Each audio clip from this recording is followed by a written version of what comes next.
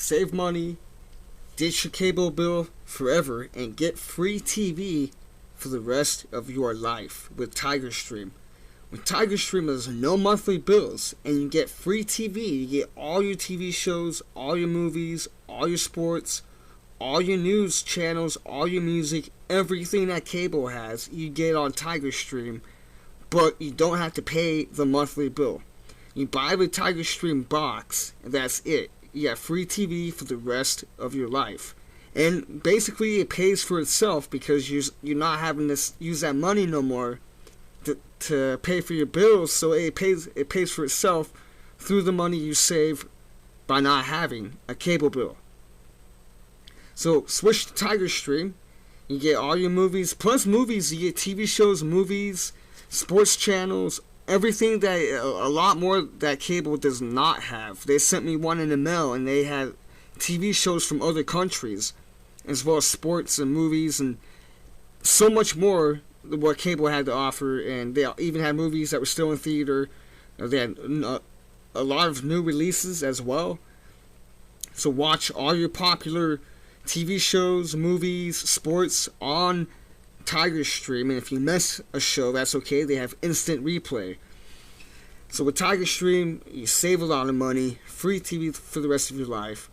There's a no question 30-day money-back guarantee. So you have 30 days to try it out. If you don't like it, you can send it back. But I know you will, so just give it a shot. They have other devices that do similar things, such as they have the Amazon Fire Stick and the Roku, but they don't offer nearly as much as the features, apps, and add-ons that Tiger Stream offers. Plus, Tiger Stream offers private streams to their customers, which eliminates buffering and high definition, which makes Tiger Stream better than Roku and better than Amazon Fire Stick. They don't have as many features as Tiger Stream does. So click the link in the description box, enter the promo code you see in the description box, get $50 off. This pays for itself because you no longer have a cable bill. There's no point in paying a cable bill when you can just get Tiger Stream and have free TV for the rest of your life. Support my sponsors. You support me, Fisher of Men.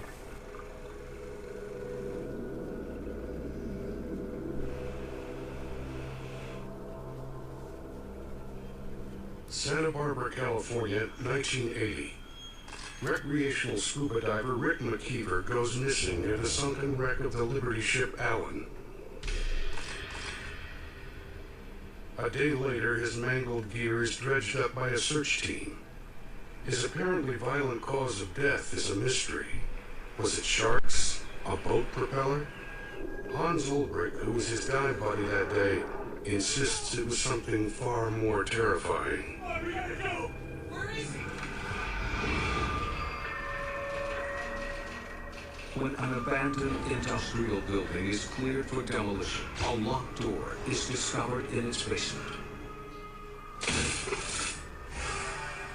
The door conceals an archive of strange and disturbing specimens, recordings, photos, and documentary films. Compelling evidence of monstrous creatures and preternatural events. The documentarian's whereabouts remain unknown. In his records, he identifies himself only as the Teller. His investigations reveal a frightening world of dark secrets.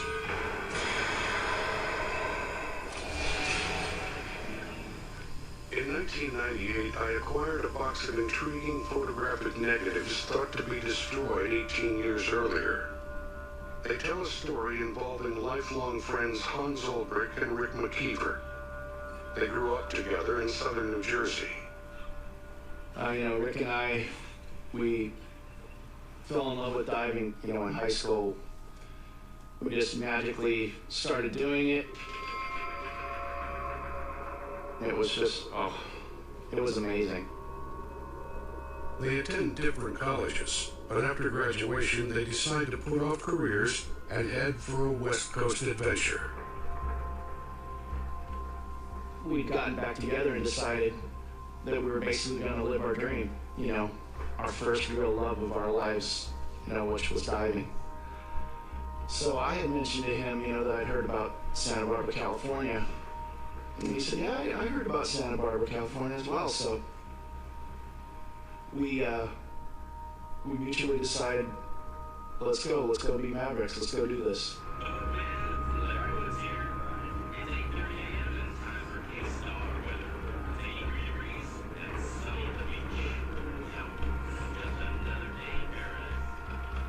And we moved to Santa Barbara. We got a little place. This is just a tiny little, like, one-room shack with a couch, with a little souvenir shop in the marina there. We were hoping that we could get jobs, on a commercial dive boat. But those jobs were just, they were all taken. They trade work as deckhands for dive time and live a party life in the California sunshine. This gentleman walks in. He's kind of loud. He's dressed nice, and he sits at the bar next to us, and we start talking with him. And before you know it, one thing led to another. He's buying us drinks, and he's talking about us coming and hanging out with him all night. So we were like, great. I tracked down Leonard Ryberg, the wealthy boat owner they met that night. We were down at the marina. My regular crew and I would come back in, been out on the water on my 38-foot fishing boat, pretty nice little boat. And Rick and Hans kind of joined up with us, started having some cocktails. They were talking about how they wanted to go scuba diving.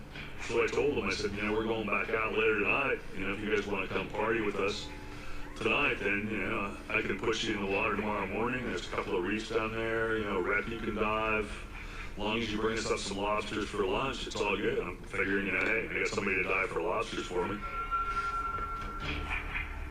It is on March 27th of 1980 that Olbrich and McKeever dive on the Allen, a sunken wreck that had been there for years. All the locals knew about it. They had done it a half dozen times before, whenever they could con their way onto a boat for free. But this dive would be their last. It's really early in the morning. I'm pretty heavily hungover, so I nudge Rick, and I say, hey, it's time to do this. Let's go dive. Let's make this happen. They put out to sea around 9 a.m. A half hour later, they are 90 feet above the wreck of the Allen. It really was a beautiful day. It was a gorgeous day. The visibility is about probably 30 to 60 feet. Maybe at times even better than that.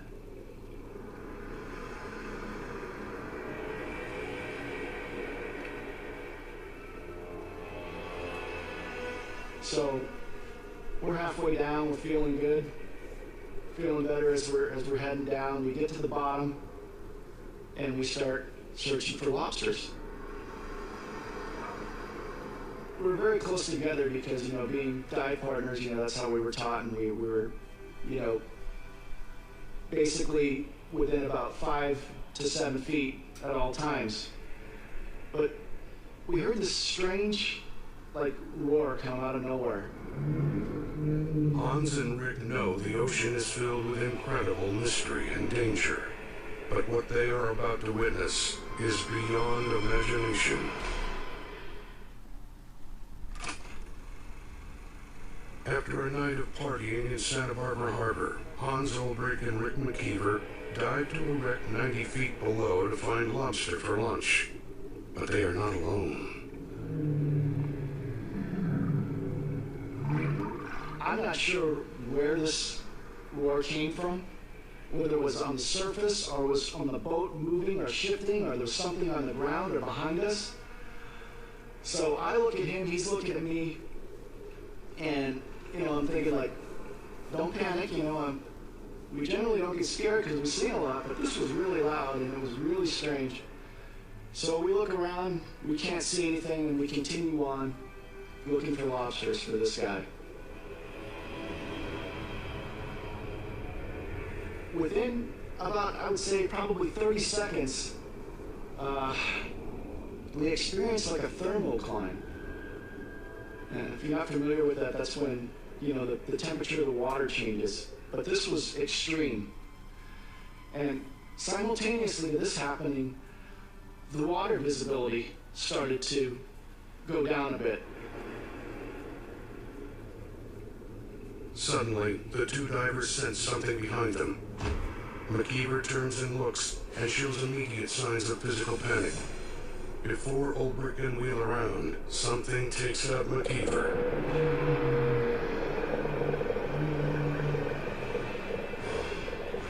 Something just came out of nowhere violently.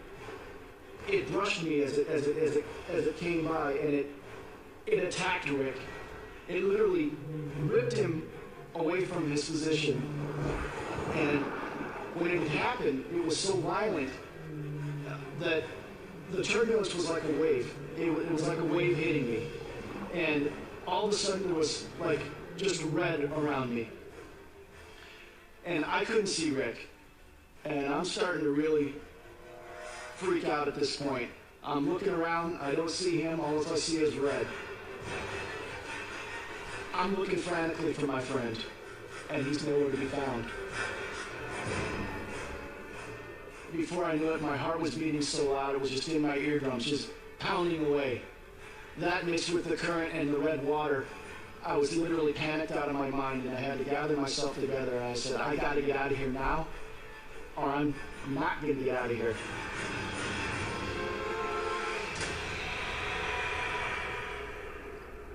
I was freaking petrified. I managed to make it about 3/4 of the way up. Some kind of courage in me told me, look for Rick. Just take one last look. And he was nowhere to be found. There was nothing there.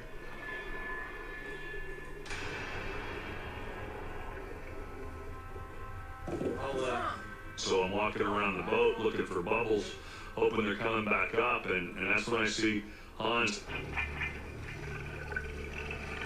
Ryder! What the hell's going on? We gotta go! They helped pull me up on the boat, and I'm kicking and screaming the whole time. And they're looking at me like, calm down, calm down. And he says, we gotta get out of here, otherwise we're all gonna die. We didn't want to leave because we wanted to find Hans had come up too quick, so he was gonna start getting sick from the bends, and I knew we had to get him back in. So I called the Coast Guard and told them that we had a diver down and where he was. The radio chatter is intercepted by a young news photographer named Lee Van Asten. I convinced him to discuss this disturbing incident.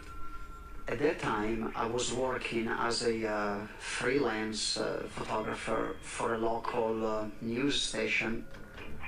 I was listening to the radio scanner when I heard about an ongoing Coast Guard search for a shark attack victim.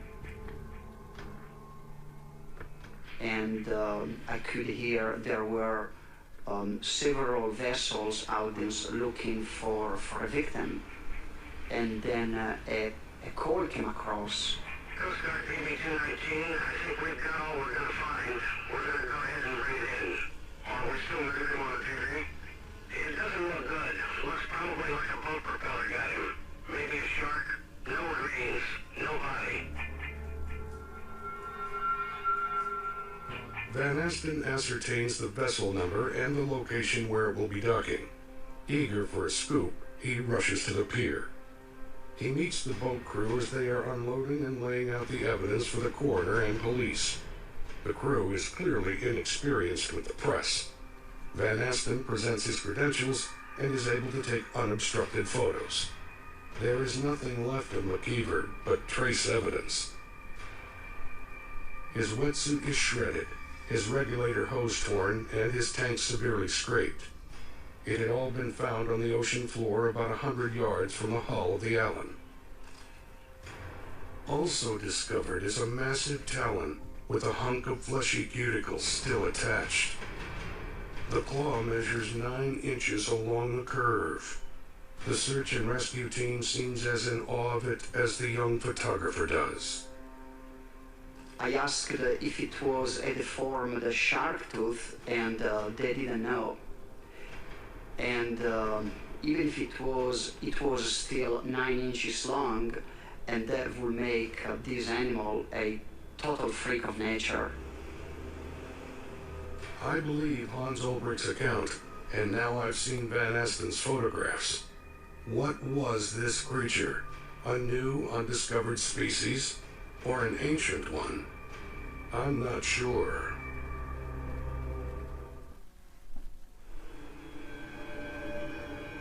A diver has been killed, and TV news photographer Lee Van Asten has captured evidence of a strange cause for this incident. I immediately realized I had some once-in-a-lifetime pictures.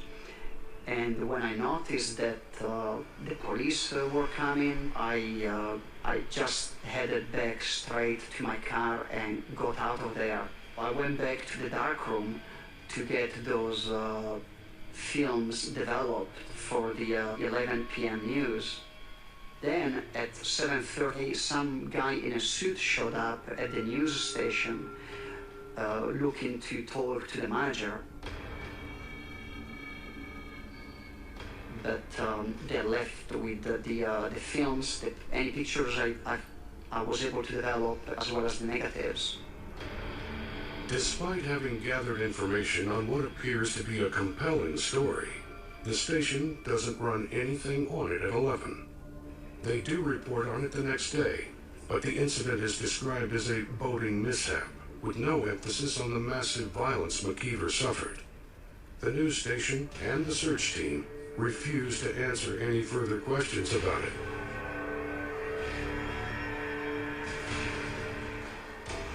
As the weeks go by, a traumatized Hans Ulbricht falls into a deep depression. It was really starting to get to me. I mean, I couldn't even make my best friend's funeral. I couldn't sleep. I couldn't eat. I had no desire to dive. I mean, I had lost what felt like my lust for life, along with my best friend, and just a horrifying memory of that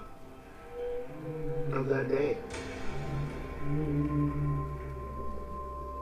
The way the newspapers reported the story was just a complete sham.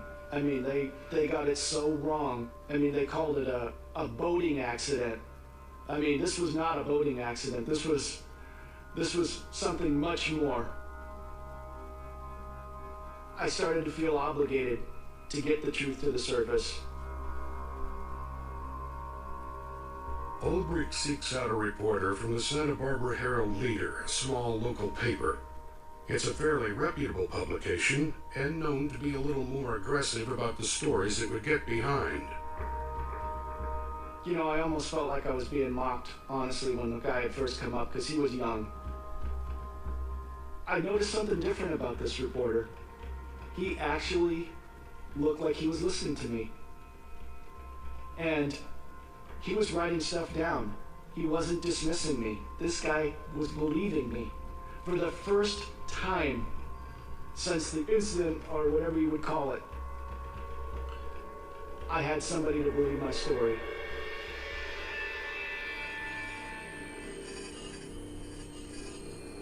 I get a phone call out of the blue one night. I pick up the phone. There's a strange voice on the other end of the line. I can't place this voice, but it doesn't sound good. This guy tells me, listen, you need to shut your mouth. And I'm frozen. Normally I would tell somebody like this to go to hell. And he starts mentioning my family's names, their full names, and their addresses. Nobody knows about my family. Nobody knows anything about, where we're from. So I'm quite taken aback, and I'm scared at this point. He tells me I need to shut my mouth, get all of my together, and get the hell out of town. Now. At that point, I decide this is real, and something really big is happening here that's bigger than you. Next morning I get up, I pack up everything I have, I put it in my car, and I roll out of Santa Barbara, content to leave the whole damn thing behind me. I, at this point, for the first time, am comfortable to speak about it again. Ulbricht's leaving town may have been motivated by more than fear. Neighbors say he departed in a new car, which he never could have afforded given the financial hardships he describes. California motor vehicle records show that he indeed owned it. Where did that money come from? The oceanside town of Santa Barbara, California, has been shaken by the disturbing death of young diver Rick McKeever. Just when it appears that the whole matter is going to blow over, a man's disappearance and presumed death, evidence of a cryptozoological creature, and what is clearly a cover-up, a shuttle boat sinks while departing the deep drilling rig Blue Thalassa 6 miles off the Santa Barbara coast. The sinking is preceded by a short, harrowing distress call. Mayday, mayday, mayday. This is Huguenot. We've just been rammed. Christ, requesting assistance. There are no survivors. The Huguenot is a 40-foot vessel used to transport administrative personnel, documents, and small cargo to and from the platform. Robert Corso knows the boat well. He works on Blue Thalassa loading and unloading transports during the period in question. Huguenot was some 3 miles out from the Blue Thalassa when he sent out a distress signal that they'd been rammed. Oddly, the area is immediately declared restricted, and civilian craft coming to help are waved off by the growing fleet of Navy and Coast Guard vessels. The ship had been broken into a lot of pieces, which sort of confirmed the report that she'd been rammed. Although that's very, very deep water there. I can't imagine what they would have run into. The crew and everybody were lost. I think the next day, a human leg floated to the surface, but that was it. They never found anybody. It seems too much of a coincidence that this occurrence is in the vicinity of Blue Thalassa drilling station. The state-of-the-art oil here earlier, and has technology to drill in waters 2 miles deep, the deepest in the world at this time. And the geologists on board found the drilling experience to be unusual. We were wildcatting off the Channel Islands, drilling in about 1,500 feet of water. And then it was about a few thousand feet of sediment at that. And what happened was we found this very rare pocket of Silurian limestone. And Silurian, that period of time is like 430 million years ago. And so it's really neat to find these because they do end up being really huge caves.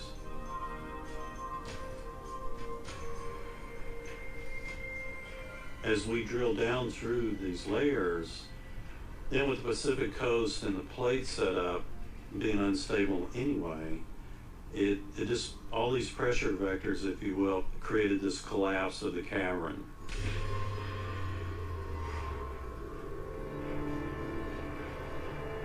In the days following the rupture in this cavern, crew members report hearing strange sounds at night, almost like a wail, but more aggressive. Something akin to a grinding foghorn. Not long after, Rick McKeever meets his untimely end. The Navy knows there is something in the water. They briefly track a large sonar signature, having motion consistent with that of a sea creature. It's 45 feet in length. The Navy quickly releases 15 trained attack dolphins into the area. Attack dolphins are mainly used to patrol, harbor areas looking for enemy divers. They're just like security dogs, They just monitor the areas looking for signs of trouble. They are armed with a snout-mounted hypodermic lance with a CO2 charge, which they're able to inject and just immediately blast right into a body. And when they do ram that into their victim, the embolizing effect, it's just gruesome and deadly. Ostensibly, the dolphins identify their enemy from the scent provided by the detached talon found near McKeever's gear. No one knows how it all transpired in the depths of the ocean, but it must have been one hell of a battle. Of the original 15, only 9 dolphins return, all of which have discharged their weapons. The dolphins give the signal to their handlers that they have found and killed a target.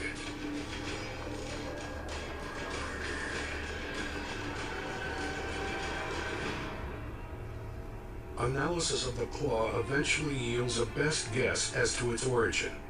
It is thought to come from a creature resembling a massive Montiel Tosuchus aruta composi, but with longer limbs and more agile claws. Its behavior also shows an uncanny intelligence. But for now, the waters would be quiet.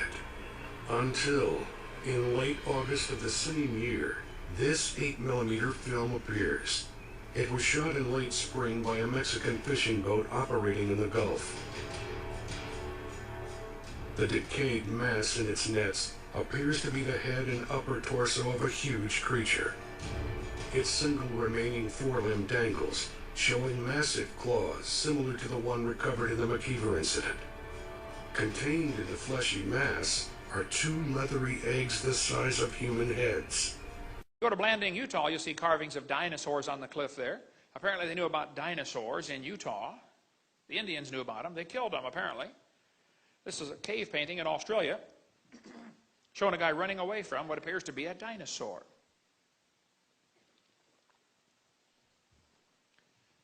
I can't pronounce the name of this place in Canada, Mishapa something or other here, but it looks like these Indians have painted something on the cliff there that appears to be like a dinosaur with a dermal frill ridged on its back. This is a painting from Australia. These guys are all dancing around what quite obviously looks like a dinosaur. Apparently they're upset because it ate their friend. Okay, there's the friend inside.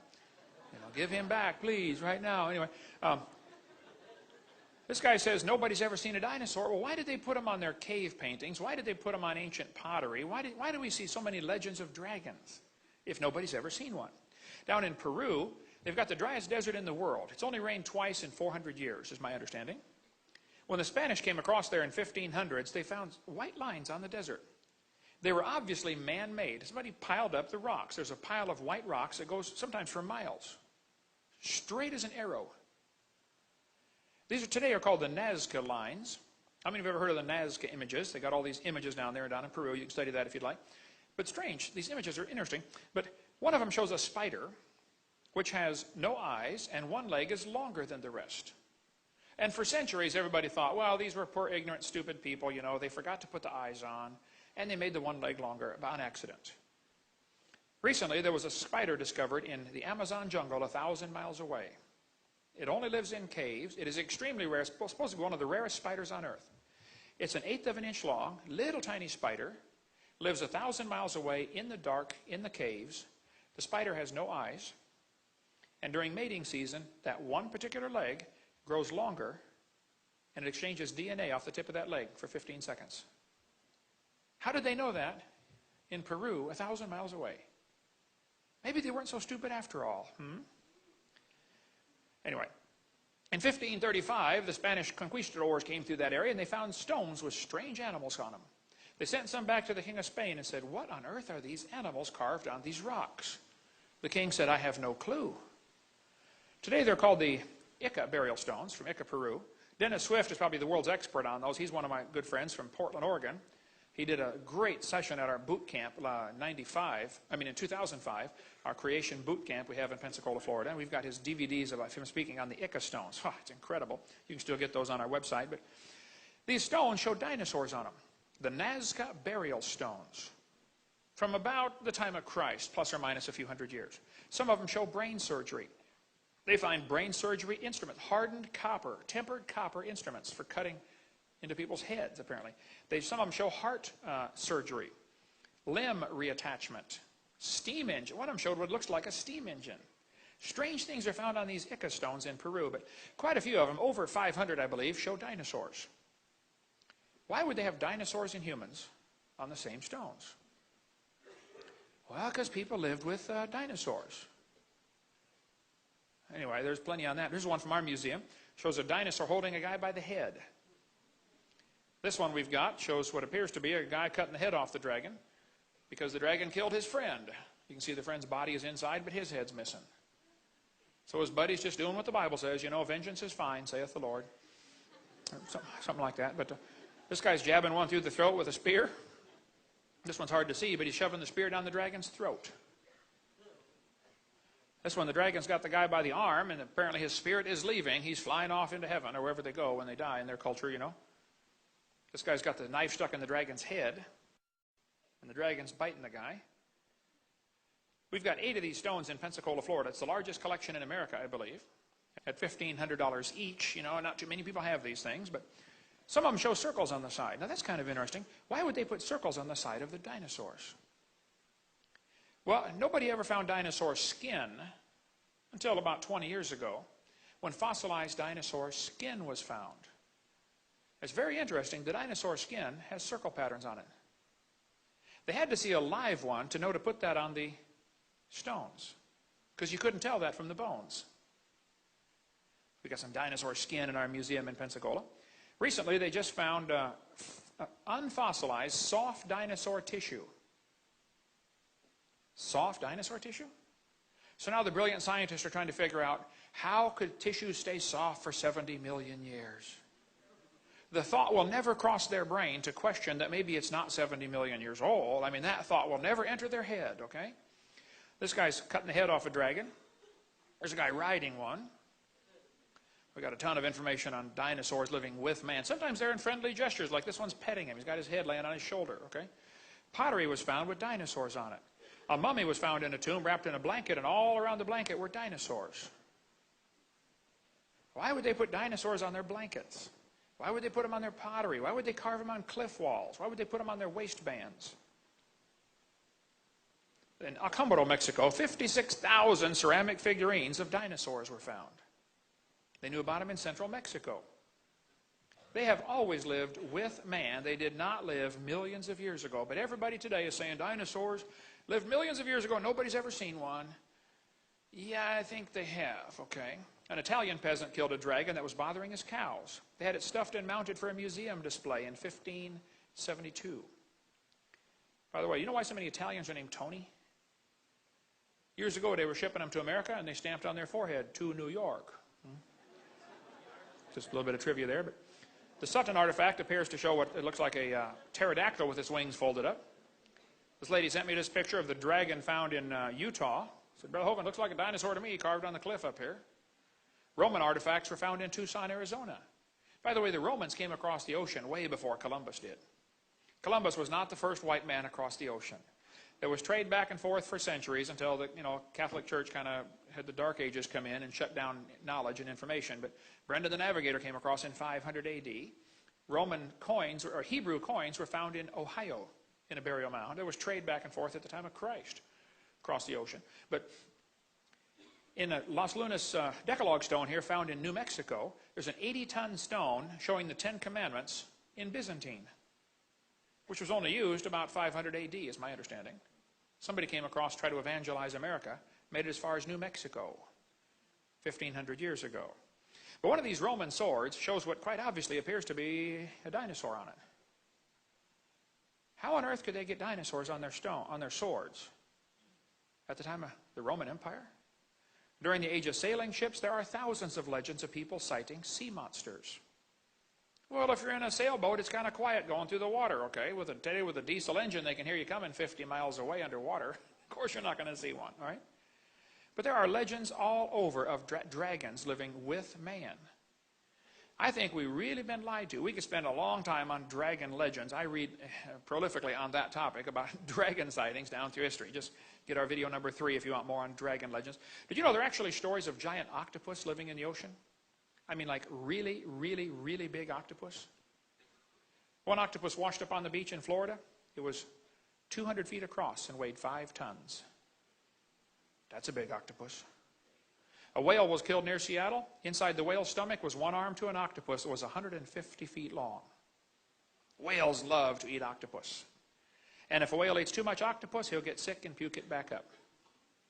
And if you ever see a piece of puked up octopus floating around in the ocean, be sure to grab it. It's worth a fortune. Does anybody know what they make out of puked up octopus? Perfume. That is correct.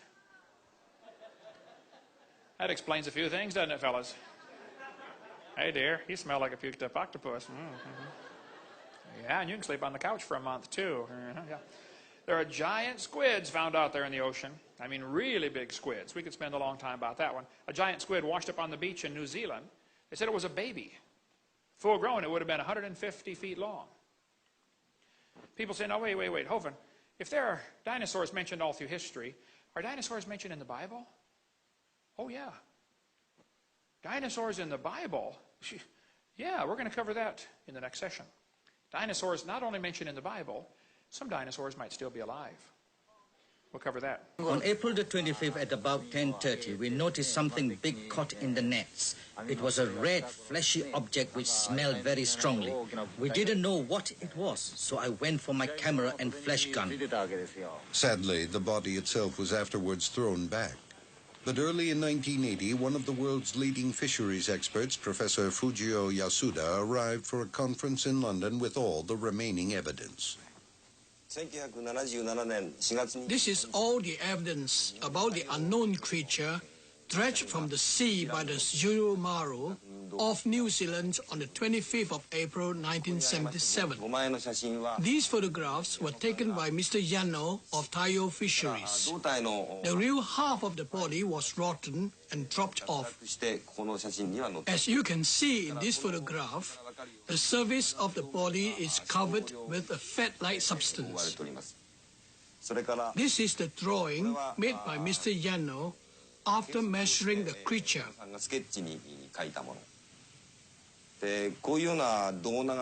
I can't think of any known fish which has this shape.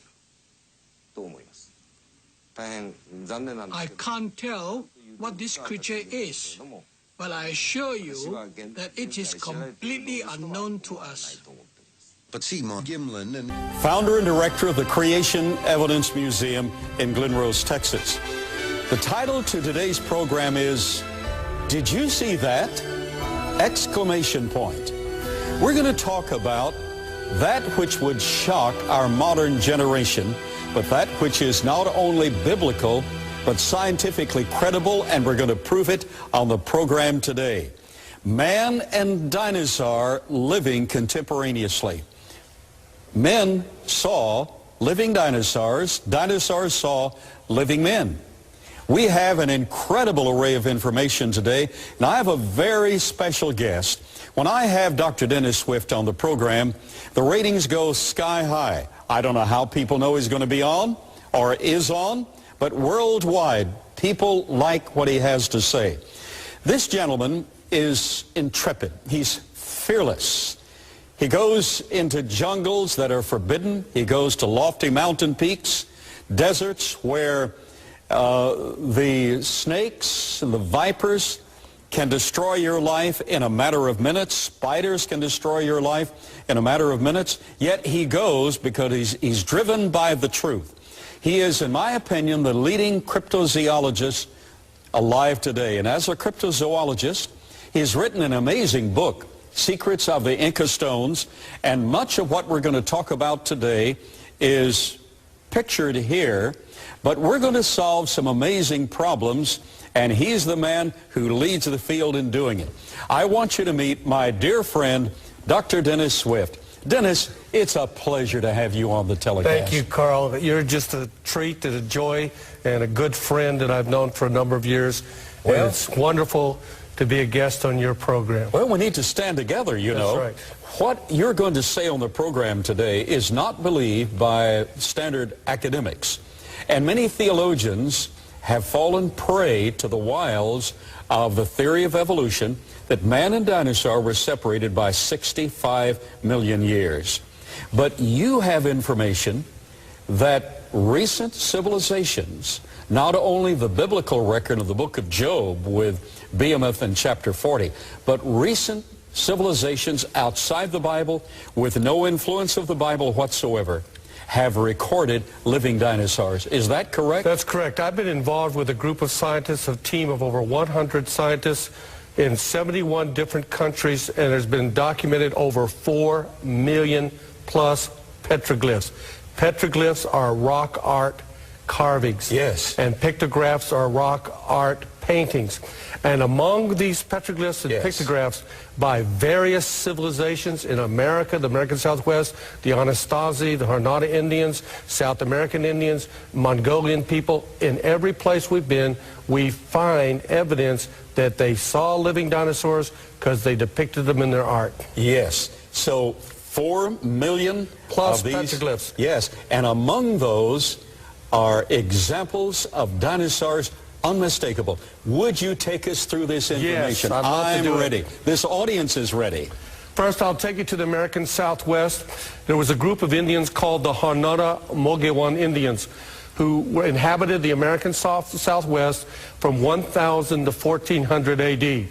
And this petroglyph site in the New Mexico area of 24,000 plus petroglyphs just in one area, 1.5 miles by about a half a mile wide. And among the animals, deer, sheep, that which we can identify. Fish, they depicted in the basalt a Parasaurolophus dinosaur. And this dinosaur, you can see it here on the boulder. I love that. He's one of my favorite. I call him the imperial dinosaur with the crest, the imperial crest. He has the flamboyant head crest similar to a snorkel. It has the eyes depicted correctly, what we know of modern paleontology. And this is somewhere between 1000 and 1400 AD, this Parasaurolophus dinosaur. And it had stripes on it, down the tail. And there is the evidence. You know, evolutionists say if dinosaurs and man lived together, evolution would be DOA, dead on arrival. That evolution would melt down faster than the Wicked Witch of the West in The Wizard of Oz. Literally? That it would be kaput. It would be finished. Leading evolutionary scholars have admitted that. Yes, leading ones like Louis Jacobs, Ernst Mayr at Harvard. They've all said if there's any evidence that dinosaurs and man were contemporaries or co-occurred together, evolution is false. And they attack this particular petroglyph because they said, oh, Dennis Swift and other creationists are well-meaning, but they're ignorant because no dinosaur had stripes like a zebra. You should leave the research to us dinosaur experts. And then recently, just on 2 weeks ago, a book was published, the discovery of a hadrosaur dinosaur in the Badlands of Montana. It is the most well-preserved dinosaur ever found. Over 90+% of the skin, fossilized skin, the internal stomach contents that had to form very fast, not millions of years, but very quickly. They cannot explain it. And what they discovered is they looked at this in the skin fragments, and they took this 29-foot specimen in 2 different blocks to the largest C-scan machine in the world in Los Angeles, owned by Boeing. They put it inside the C-scan machine, and when they came out, they discovered that there was crossing, starting with the tail, are stripes, like a zebra. Like a zebra. Dennis, let's add a all little... the way down the body, they think now that this had zebra stripes. So that verifies the drawing of these particular Indians in the New Mexican Southwest. But let's add a dimension to this. I understand from reading some of the technical background of this incredible discovery by a young man who was a teenager and he's now working on his advanced degrees at Yale, I believe. The stripes are indicative of an additional dimension. The article goes on to say that current living reptiles that have stripes in this horizontal pattern are also able to change color to some degree. That being the case... It may be like a chameleon. It could blend in with its environment. What a marvelous specimen. and a marvelous discovery. And what they could not understand about this is it doesn't fit with evolutionary theory because it's wrong. The fact is that the stomach contents were liquefied and then fossilized very rapidly, and they found it 44 different plants that had been eating, but the skin on the outside was not attacked by bacteria. They can't explain why the stomach contents was attacked by bacteria, not the outside, and it was remarkably preserved. Not millions of years, but very quickly. Very, very quickly. And this demonstrates that the dinosaur was not a brute beast of the past as he is normally portrayed in the evolutionary scenario, but instead a very complicated reptile matching all the rest of creation. And in approximately 200,000 plus petroglyphs, there's another one of these that they also did deep in a canyon that I know of. So they did see living dinosaurs. Now this is the same culture group, the Hornata, and there's a Comosaurus dinosaur on basaltic rock from about 1000 to 1400 AD. You can tell, slightly faded, but you can see the tail, the body, the head, and the reptilian form. Yes. Now, there's a very famous gentleman that I will not name his name publicly until the articles are published. He's a scientist in America. He read my book, The Secret of the Ecostones and the Nazca Lines, but he himself, in petroglyph research with his laboratory, they came upon a site where they themselves saw a dinosaur petroglyph next to what he was documenting. And in his mind, he said, dinosaurs, somebody get a pickaxe and chop this thing out. It's going to discredit my research. And then he said, wait a minute. Same patina, same everything. It was an intellectual cataclysm because he said, wow, dinosaurs and man must have lived together.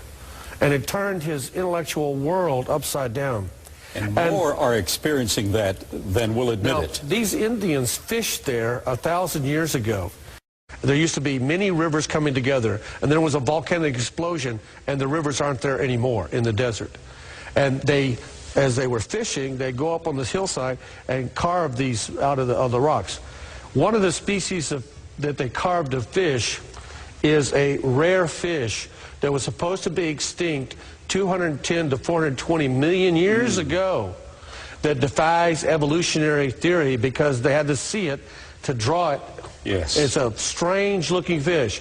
Similar to what happened in 1937, all evolutionists and people said that the coelacanth was proof positive of evolution. And then in 1938, they found the living one off of Madagascar. Yes, and many more have been discovered since then. I have documented. This is a Mochi gold death burial mask. I've seen the original of that mask. Yes, we were together over to the museum that I took you there to in Peru, and the Mochi people who had inhabited the northern coast of Peru in a desert area from 60 AD to about 800 AD, they put 2 dinosaurs on this death burial mask. Let's let the audience see. Here is the large head of the dinosaur with his barren teeth. There's the body.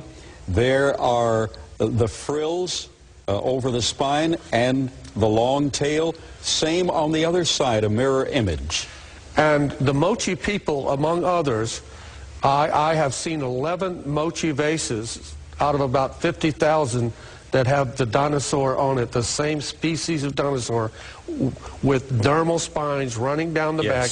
Dermal spines were unknown until 1992 when Stephen Zirkus in his article in Geology documented that they have dermal spines like an iguana, frills that run along the back. All the other paleontology books were wrong. And now in the last few years they're putting them with the dermal frills. These people had to again see living, breathing dinosaurs to drill them accurately. Absolutely, no question about it. And here I show a mummy from the Atacama Desert region. And now there is the driest place on the planet. See how well preserved those fabrics are? Yes. And they, on these fabrics, on the mummy, here's what they found. I want to point to something that is simply astonishing. It's a pedestal smashing blow to evolution. Here is a child's Nazcan poncho. It's beautiful. It's 400 to 700 AD. You know, once they sealed the tombs, the ancient people in that dry climate, it preserved it. Certainly, I've been there. This was found on a mummy, and there are the dinosaurs along the fringe. No question about it. The same dinosaurs depicted similar to on the mask, similar to the vases. There is proof positive. These dinosaurs are missionary lizards. Everybody's curious about dinosaurs, and even this child's poncho, he has a dinosaurs on the bottom. So they were relatively common. Yes, in that 1,300 years ago. Now, everything else on this table is real, but this is a replica of one of the mochi vases. And we see again the stripes. Yes. Very which I was heavily criticized for, but we now see the dermal spines and the frill on the back of the head. Yes. And this one looked like it had some kind of spikes on the end of the tail. In the same Atacama Desert region, there was a people called the Paracas people, and they were from 300 to 500 BC. This was found in an official archaeological excavation wrapped around a mummy. This is 300 to 500 BC, and what you see are Allosaur or T-Rex type dinosaurs. Incredible. But there's no question about it. No question. No pre-Columbian authority, no skeptic, no evolutionist, no critic can deny that this is a real piece of cloth from a mummy with dinosaurs on it. So I have to say again, did you see that? Wow, I just did. I'm so excited I'll say it backwards. Wow, I'll say it backwards. Wow. Here is a stone from a Paracas tomb engraved with the same dinosaur. Correct. 300 to 500 BC. We proved to the Noscan people group, who were from about 300 BC to 800 or 900 AD. Here's a Noscan ceremonial vase with a dinosaur. Yes. The dinosaur has the dermal frills, 4 toes on side. This is 400 to 700 AD. The head and everything is similar to the Inca stones and other things that have been found there. And you know, the chronicler to the Incas, Juan de Santa Cruz Yamque Paracute, in 1571, he documented these stones and gravestones with what they call dragons on them, which we know are dinosaurs today. I want to show you now another civilization from the same region. This is Tiwanaku. This is about 500 AD near Lake Titicaca. That's marvelous. Here is a vase that any pre-Columbian authority is going to say, yes, that is Tiwanaku, 500 AD. See the dinosaur? No question about it. Now, 400 and something miles away is a mummy from, this was wrapped around a mummy. It's a swatch mantelpiece. Hold this at the end. This is actually 400 to 700 AD. You will see dinosaurs. Absolutely stupid. And this piece is 1,300 to 1,700 years old, and it's the same similar dinosaur depicted. Motif. They had to seen it. Dinosaurs. It's not some mythological monster. And then we have another rare piece right here, a Noscan with the same dinosaur. Absolutely. This is approximately 200 AD. So they had to see these creatures continuously in order to so faithfully represent them. Yes. And what we see is the Nazca line. This is all the same region. Yes. We have stones, we have fabrics, we have vases with dinosaurs. These are the Nazcan geoglyphs, the Nazca lines, Nazca pulpa, that you can only see from the air. And these animals were done about 300 to 200 BC. And among them are the gigantic geoglyphs carved by the ancient Nazcan people. There is a Pachycephalosaurus dinosaur about 60 meters long.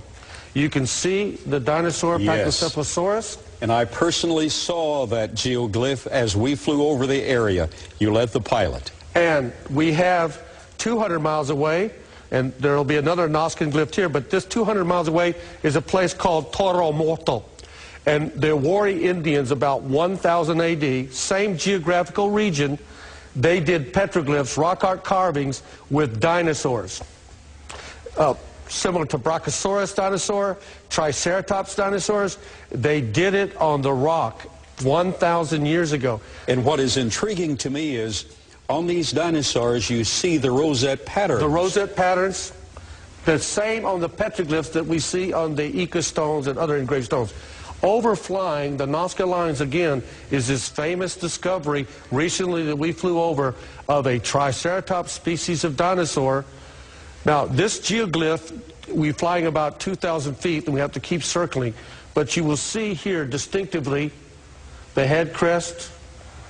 This is a stone that was found nearby from the same period of time with the Triceratops species of dinosaur in it. The horns, everything. And this one's about 50 meters long, half the length of a football field. I was amazed when I saw it. And we flew over that. It was simply amazing, astonishing, incredible. And then we see the species again, larger blow up. Now, we go to Israel. And there in Israel, on the Golan Heights, this synagogue is Jewish.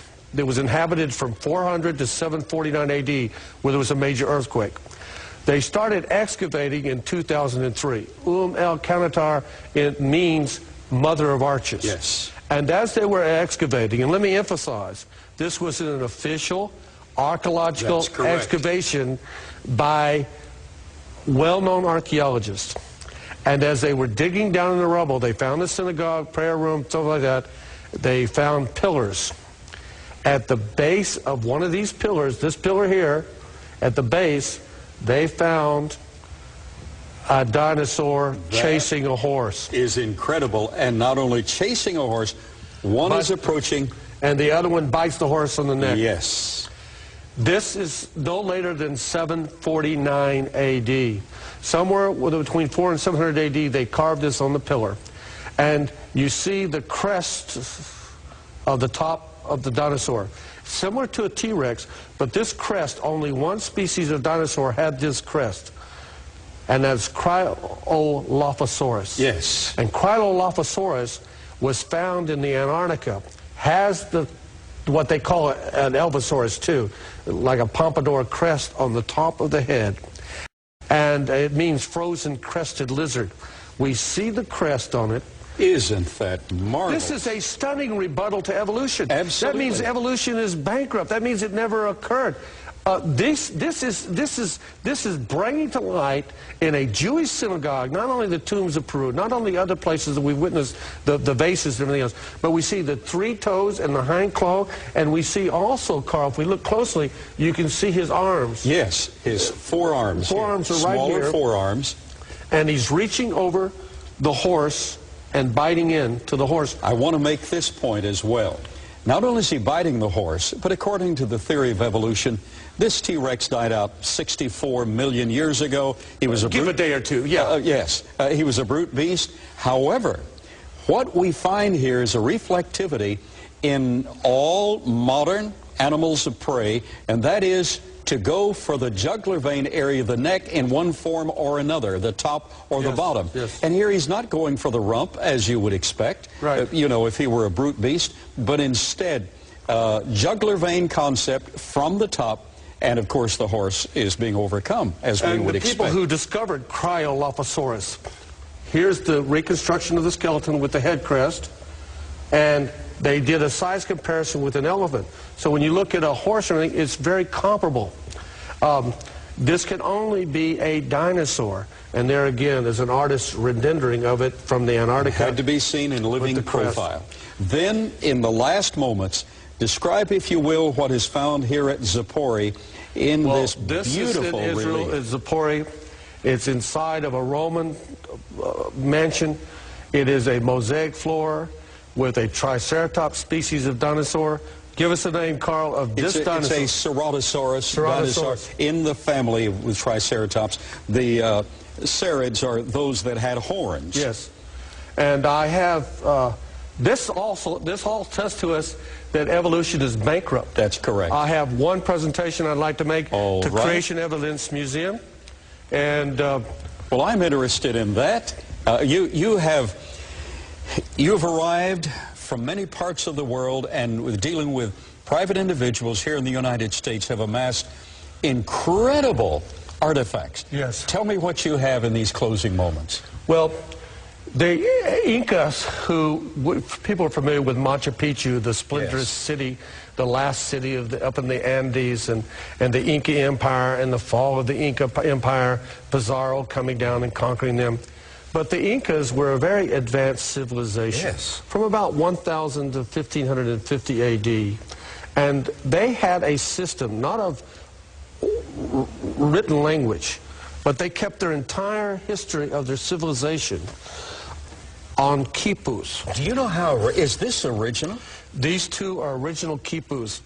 There's only a few of these in the entire world. Yes. We know from the chronicler to the Incas that these people, the Incas, their whole history of the civilization, the different colors was their religion, maybe binary code. We do not know how to decipher everything, but we do know that they also, with the knots, they knew in a whole province area.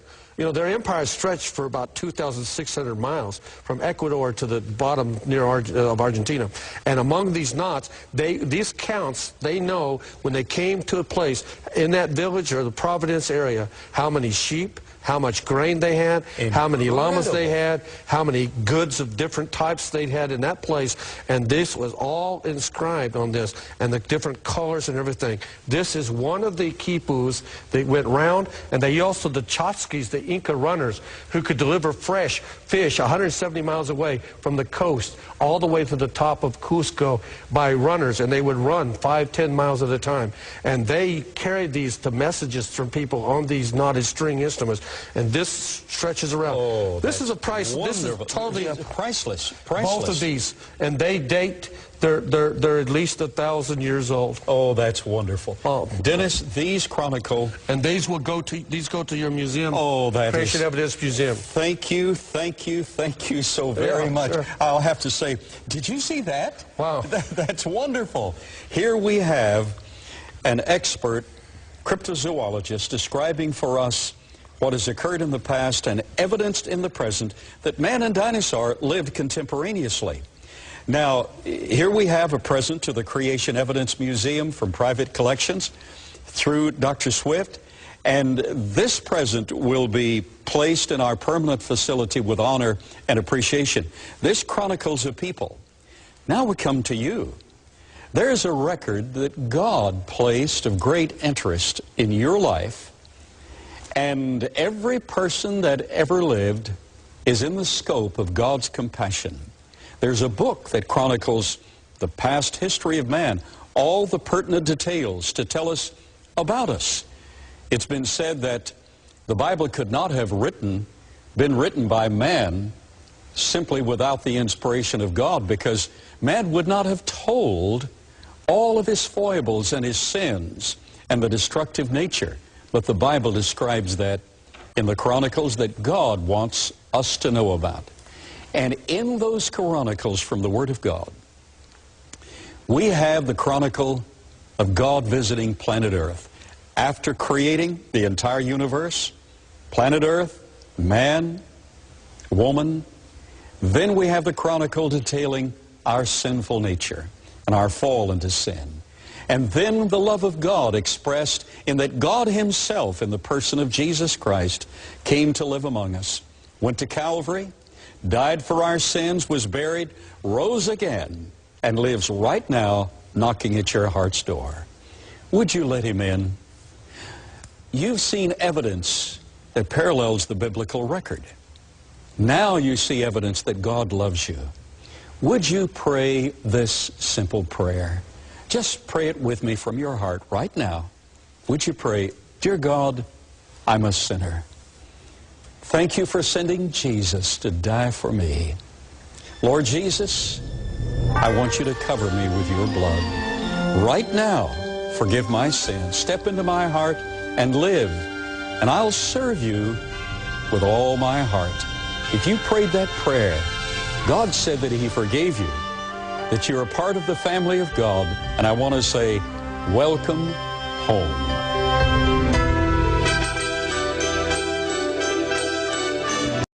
Once in a while I get people that that claim they don't believe in evolution.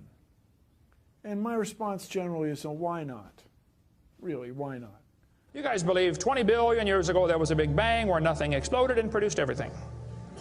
4.6 billion years ago the Earth cooled down, made a hard rocky crust. It rained on the rocks for millions of years, turned them into soup, and the soup came alive 3 billion years ago.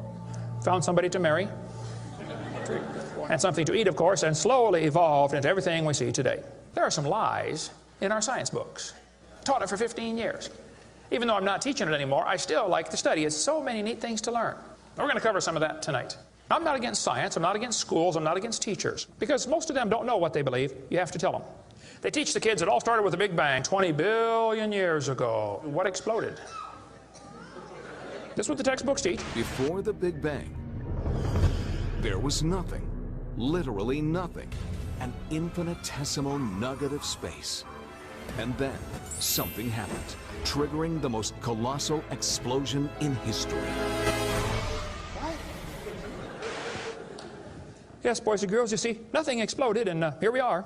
So I asked this professor if I could ask him some questions about the Big Bang. I said, where did all this matter come from? He said, well, we don't know that for sure. I said, well, sir, would you please tell me where the laws came from? The universe is run by laws, gravity, centrifugal force, inertia. Who gave the laws? He said, we don't know that either. I said, sir, could you tell me where the energy came from? You know, it takes energy to make a Big Bang.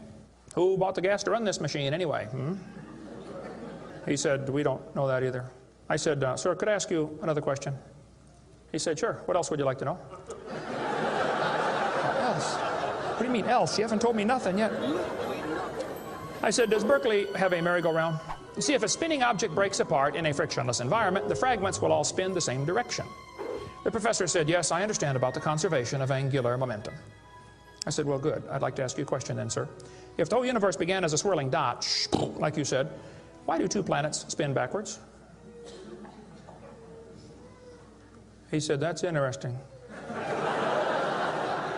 said, no, that's more than interesting. It's kind of hard on your Big Bang theory. Not only that, 6 of the moons are spinning backwards. Why? He said, I don't know. Why do you think they're going backwards? I was hoping he was going to ask that. I said, okay, now, sir, hold it. If I told you that I believe God created the heaven and the earth, like the Bible teaches, you're going to say, and where did God come from? And I don't know. But you said, well, we don't know that for sure. We don't know that either. Don't tell me my theory is religious and yours is science. Oh, no, sir, they're both religious. Evolution is a religion. You have to believe. So I asked the professor, where did the matter come from? He said, I don't know. So basically, I believe in the beginning God, and you believe in the beginning dirt. One professor was getting kind of upset about this time. He said, Mr. Hovind, there are hundreds of varieties of dogs in the world. He said, do you mean to tell me that you believe all these dogs came from 2 dogs off of Noah's Ark? You expect me to believe that? I said, sir, would you look at what you're teaching your students? You're teaching your students that all the dogs in the world came from a rock. Charles Darwin was disciplined. I mean, he did these extraordinary experiments, this series of experiments. Then they're going to tell the kids, well, we have evidence for this theory. Charlie Darwin stopped off at these islands right there called the Galapagos Islands. Charlie studied the birds very carefully and said, you know what? I think all these birds had a common ancestor. I bet you're right, Charlie. It was a bird. You see 14 kinds of birds, and you conclude that birds and bananas are related. Here are these ancient dinosaur bones or fossils. They tell the kids they have evidence of evolution from fossils. I don't think so. If you find a fossil in the dirt, all you know is it died. You don't know that it had any kids. And you sure don't know that it had different kids. You bring in a bone to the judge. Judge, I found this bone in the dirt. This is the ancestor of all the humans today. They would laugh at you. You don't know that that's the ancestor of anybody. And why on earth would you think a bone in the dirt can do something animals today cannot do? They'll say, boys and girls, you have 2 bones in your wrist, radius and ulna. And boys and girls, look at the whale's flipper carefully. Did you know the whale has 2 bones in his flipper? And they're called the radius and the ulna? Same as ours. Wow. Who named them, teacher? The whale? Think about it. I'm here to tell my people it's time to stop believing bull just because I tell you bull with a straight look on their face. Evolution say people came from monkeys, and the question is, why is there still monkeys? Is these the retarded monkeys? They didn't turn into people just yet. Even Stephen Gould admitted the absence of fossil evidence for intermediary stages is a persistent and nagging problem for evolution. See, what's happened, these guys have looked for missing links in the fossil record. They can't find any, and so they say, well, maybe evolution happened so fast it wasn't preserved. Maybe a reptile laid an egg and a bird hatched out. Well, who did that bird marry? This process that brought us to be is billions of years old. It happens very fast, billions of years fast. Here is radioactivity. We're going to tell the kids in the late 1940s they invented carbon dating. We're going to explain a little bit about radiometric dating and how it's supposed to work, and then show you that it does not work, okay? It sounds good, but there are some assumptions that mess everything up. If we had walked into a room and found a candle burning on the table, and I asked you the question, when was it lit? You say, I don't know, Mr. Hovind, it's burning when I got here.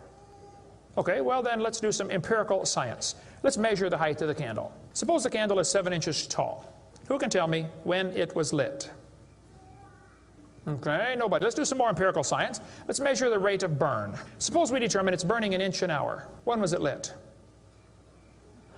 You're going to have a hard time telling me unless you're willing to make some assumptions. You find a fossil in the dirt, you can measure how much C14 is in it. Very accurately, by the way. And you can measure how fast it's decaying. That's just like measuring the height of your candle and how fast it's burning. Now, when did that animal die? You don't have a clue. Here's what you ought to consider about carbon dating. Samples of known age, it doesn't work. If it's a sample of unknown age, it is assumed to work. It's just really a hard thing. It's really a hard thing. Your world just becomes fantastically complicated when you don't believe in evolution. Freshly killed seal, carbon dated 1,300 years old. Shells from living snails, carbon dated 27,000 years old. Living penguins, carbon dated 8,000 years old. One part of Dima was 40,000 years old, another part was 26,000, and the wood next to it is 9,000. Then they tell the kids about the geologic column. They say each of the layers is a different age, you know, Cenozoic, Mesozoic, Paleozoic, Archeozoic, all them zoic boys. Now, if you get a petrified tree standing up, running through different rock layers, I don't think it's smart to say those layers are vastly different ages. Those trees did not get slowly covered by the sediments over millions of years. They would rot and fall down. Crazy. They'll say, boys and girls, you have an appendix that you don't need anymore. That's a vestigial structure. That's proof of evolution. Well, excuse me, you do need your appendix. The appendix is part of your immune system. If your appendix is taken out, you can still live, okay, but it increases your susceptibility to quite a few diseases. You could live without both your legs and both your arms and both your eyes also. That doesn't prove you don't need them. There are no vestigial organs, and even if there were, that would be the opposite of evolution. That's losing, not gaining. I was taught when I went to school, man used to have a tail, but he lost it because he didn't need it. I thought, didn't need it? Have you ever thought how handy a tail would be? Have you ever come to the door with 2 sacks of groceries? Wouldn't that be nice, man, be able to grab that door and walk right around and get in it? Lost it because we didn't need it. Man, you could drive the car and tune the radio knob and hold the Coke at the same time. What we're finding is that natural selection seems to be an incredibly important factor in generating new species. Natural selection, the key evolutionary mechanism Darwin identified. The bad designs get eaten by the good ones, and so all you have is good ones. Natural selection doesn't cause any evolution. It makes sure the bad ones don't survive, but it's not going to change it to something else. That's what evolution is. If you worked in a factory that produced cars, and your job was to check for defects, and you caught every single mistake, and you rejected it, how long would it take that process to change the car to an airplane? You say it'll never change it. That's my point. The students are taught we have evidence from development. Darwin considered this by far the strongest single class of evidence. This textbook says, the human embryo growing in the mother has gills like a fish.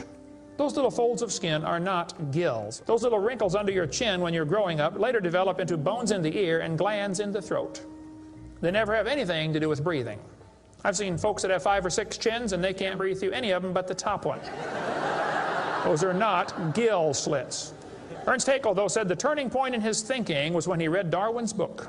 He made huge charts of his posters of his drawings of these embryos and traveled all over Germany and just about by himself converted the Germans to believing in evolution.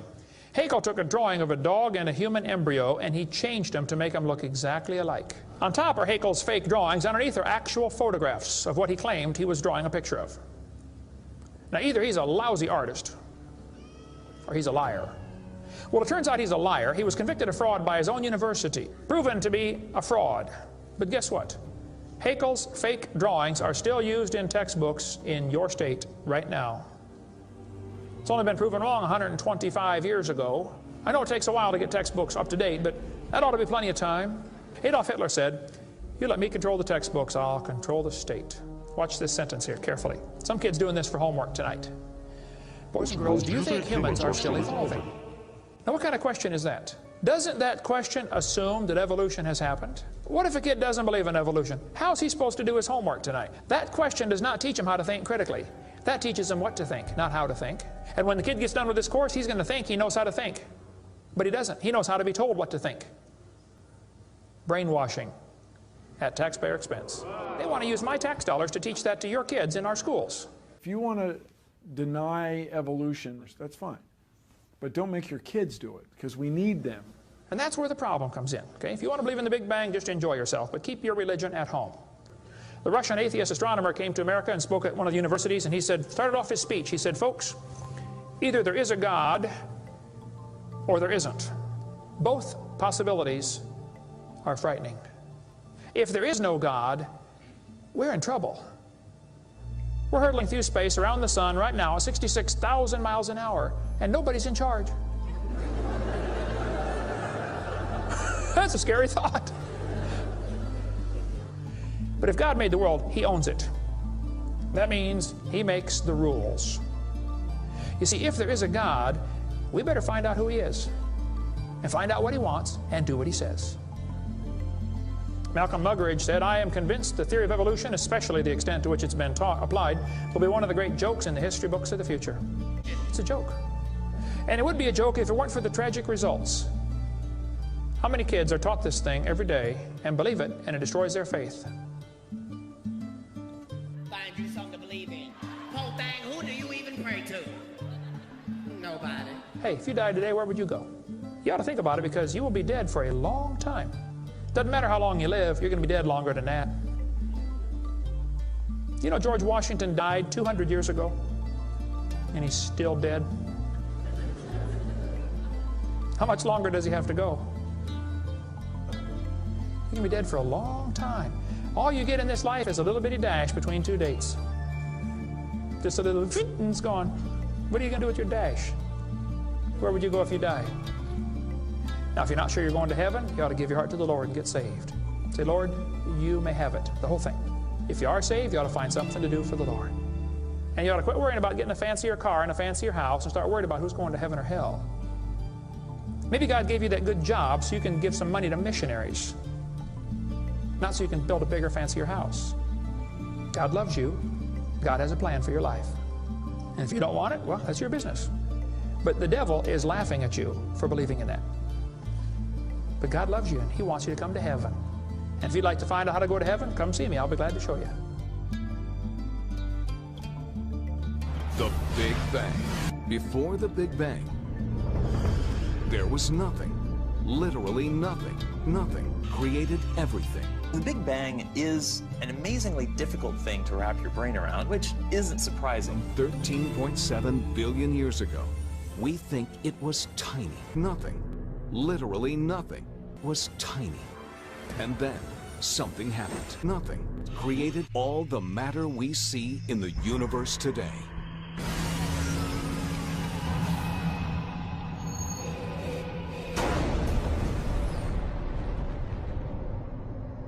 Nothing is more powerful than nothing. And that's what trips most of us up. It was the explosion of nothing. Find you something to believe in. World getting crazy. Hey, you better believe something. Something. The Bible mentions dragons quite a few times. 35 times, actually, dragons are mentioned in the Bible. That'd be a good quiz question. How many times are dragons mentioned in the Bible? You have to understand, the King James Version would not mention dinosaurs. Who can tell me why the King James Version would not mention dinosaurs? The name dinosaur hadn't been invented yet. King James Version translated in 1611, the word dinosaur made up in 1841. Obviously, they're not going to use a word that hasn't been invented yet. So they used the word dragons, which was used all through history. They're called dragons. And there are many books written about this, and literally thousands of legends of people talking about seeing dragons or killing dragons or somebody being killed by a dragon. The word dinosaur made up in 1841 by Richard Owen. Up until that time, they're known as dragons. Now, after the flood, you got 8 people. Everybody, spreads out around the world in the next few hundred years. They have kids and grandkids and great-grandkids, and pretty soon you start to get a good-sized population. And they're spreading out, taking over new territory, civilizing the world. However, whatever you think of that, that's what they did. As they spread out, the population begins to grow. Big, ferocious animals are going to be killed off. How many grizzly bears here in Escambia County, Pensacola, Florida, roam in the woods? None. Right. How many were there 500 years ago, you think? Probably lots of them. Well, what happened? When the more people move into an area, the more the big, ferocious animals just aren't welcome. They're going to be driven off, or they're going to be killed off. If it came on the evening news tonight that there were 5 grizzly bears roaming around Pensacola, Florida, what would happen by 6 in the morning? Every redneck in the country would be out there with his rifle trying to shoot one, right? And whoever could shoot the biggest one would have his picture in the paper the next morning, holding it up by the tail. I shot the grizzly bear and saved the village. Right? Now, nothing has changed. Okay? People are still the same. They were looking to kill these dragons for all these reasons, because they were a menace, to be a hero. If you go deer hunting at all? I ask the deer hunters, those poor guys go out and try to shoot Babby's daddy all the time. I say, if you're up in your tree stand and 5 bucks come running through the woods, you only have time to get off 1 shot. Which one are you going to shoot at? The largest one, the biggest one. Okay. Well, if you have this same mentality back 4,000 years ago and there's dragons out there to hunt, which one are you going to go for? The biggest one. Actually, they find now with satellite images, it's pretty interesting. I need to get a slide of this. There are, you know what a keyhole looks like? The old-fashioned keyhole, it's round on top and then 2 V's coming down like this. The old-fashioned skeleton key would go in a keyhole. Round circle with a triangle at the bottom. From satellites, they've noticed all over Europe and America, it appears to be thousands of years old, where somebody had built a giant keyhole shape, like a funnel that you could chase a bunch of animals. They'd hit this funnel and they'd end up in this circle, a corral. You chase them into this keyhole, bottom part of the keyhole, and you end up going in the circle. Only these things are 2 miles long. These keyholes, you can't even see them tear up in a satellite. And you see they're picking these things out. A lot of research has been done on this topic by William Corliss at the Sourcebook Project, it's called. Fascinating stuff he has. Shows some of the pictures and drawings of these things. The theory is that people were using these to chase, when they want to civilize an area, to take over a new area for, build your city, they go in there and they chase all the dragons or whatever into this area using torches or, something that makes noise or flames or something. And they end up trapped in here, and then you slaughter them because you surround them. You pen them in. Now they're easier to hunt, like shooting fish in a barrel. So, I think after the flood, people are killing these dragons. And there are literally thousands of legends of people killing dragons. If you want to read some amazing stories, I'd recommend you read, like, for instance, the Gilgamesh epic, about Gilgamesh who slew a dragon. We have a book that we offer here called The Great Dinosaur Mystery by Paul Taylor. Let's see, we're in our office now. The book is here someplace, but great book talking about dragons all through history. There's a Chinese legend. You were in China for a while, Jan? Chinese legend says a famous man named Yu, after the Great Flood, Yu surveyed the land of China and divided it into sections. He built channels to drain the water off into the sea and make the land livable again. Many snakes and dragons were driven from the marshlands. You're reading this Chinese story, and it's, we got to build the channels to get rid of the water. It's all swampy. We got to, drain the land so we can build our cities. By the way, we had to drive out the dragons. And, just like it's normal. Everybody has to do that, Nobody thought anything about it. This is from Wycliffe Bible Encyclopedia. This is the god Marduk. Now, the Babylonians had all sorts of gods. One of their gods was Marduk. Here's Marduk shown pictured sitting on top of a fire-breathing dragon. Notice the flame coming out of his mouth. Fire-breathing dragon. Now, there's lots of legends about dragons, but there are also an awful lot of legends about fire-breathing dragons. So where would this fit in? In the book of Isaiah, it talks about a fiery flying serpent. In the book of Job, it talks about, in Job chapter 41, it's got an entire chapter about an animal called Leviathan. And it says, out of his mouth go burning lamps and sparks of fire leap out. You might want to watch our videotape, the green one over there with the L on it, about Leviathan, the fire-breathing dragon. There really was a fire-breathing dragon. In Job 41, it says this, about this Leviathan, out of his nostrils goeth smoke. I've seen deacons do that at Southern Baptist churches between Sunday school and church. It says, out of a seething pot or cauldron, his breath kindleth coals, and a flame goeth out of his mouth. The Bible certainly teaches there was a fire-breathing dragon. There's certainly a lot of history about fire-breathing dragons. It is chemically possible to do that. And we've got an animal today called bombardier beetle that does a similar thing. It sprays out 2 chemicals and burns his enemies. They're here in Florida. They call them the blister bug, the bombardier beetle. We cover all that on video about Leviathan. Anyway, if you get a Catholic Bible, the Catholic Bible has 7 extra books, and a few of the books have extra chapters. For instance, the book of Daniel in our Bible has 12 chapters. In the book of Daniel in the Catholic Bible, it has 14 chapters.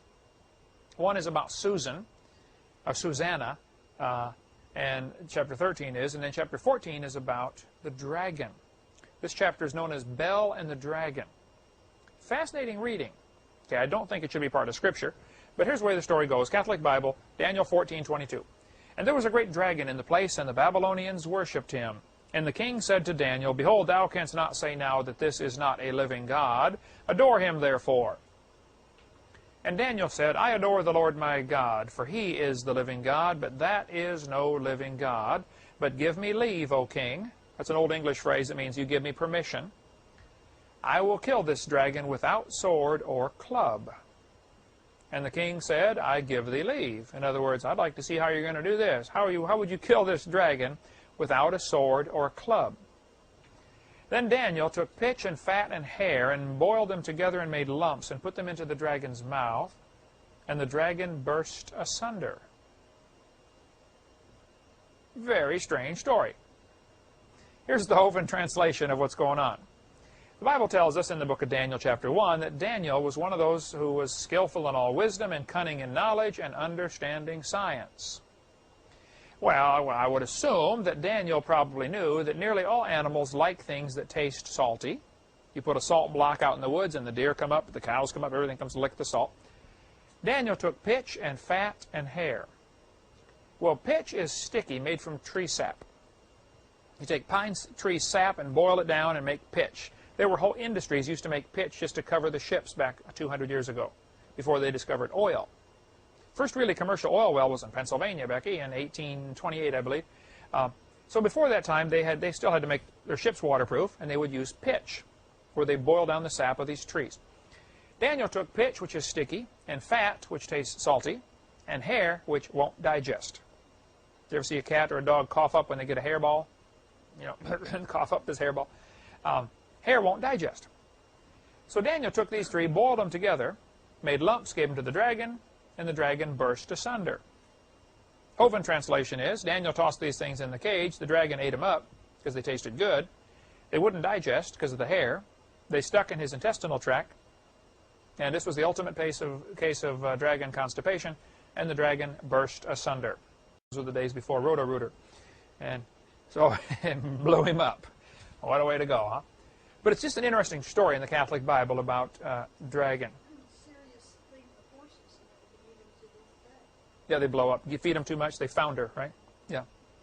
Saddam thinks he is Nebuchadnezzar reincarnated. The guy has a serious ego problem. He has huge pictures of himself all over the countryside. He has his picture in front of Nebuchadnezzar on their currency. He claims that he is Nebuchadnezzar reincarnated. Now his name is Saddam Hussein. Saddam means prince. George Bush always called him Saddam Hussein. You go back and listen to the newsreels, you know, George Bush always called him Saddam Hussein. Oh, this was done very intentionally. It wasn't that George Bush is stupid and didn't know, you know, how to pronounce his name. The word Saddam is the Arabic word that means horse's rear end. So George Bush was intentionally calling him horse's rear end, Saddam Hussein. Interesting bit of trivia. Anyway, we'll take a break here in a second, but Saddam, in order to fulfill the image that he is Nebuchadnezzar, he has spent a fortune rebuilding the ancient city of Babylon. Babylon was destroyed about 600 BC by the Medes and the Persians, 586 or whenever it was.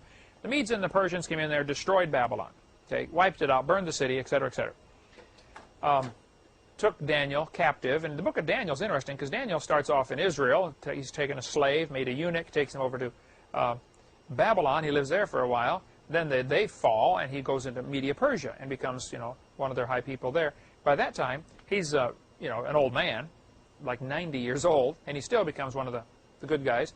And that's when they throw him in the lion's den. He's like 90 years. You don't want to be thrown anywhere when you're 90. You certainly don't want to be thrown into a den of lions. I should say den of lions, not lion's den. Because a lion's den can be the place where they live, but nobody's there. A den of lions means they're there, right? He wasn't thrown into the lion's den. He was thrown into the den of lions, which in the Bible is very clear to spell that out in the King James Version. So, Saddam decided to rebuild the ancient city. It was destroyed about 600 BC.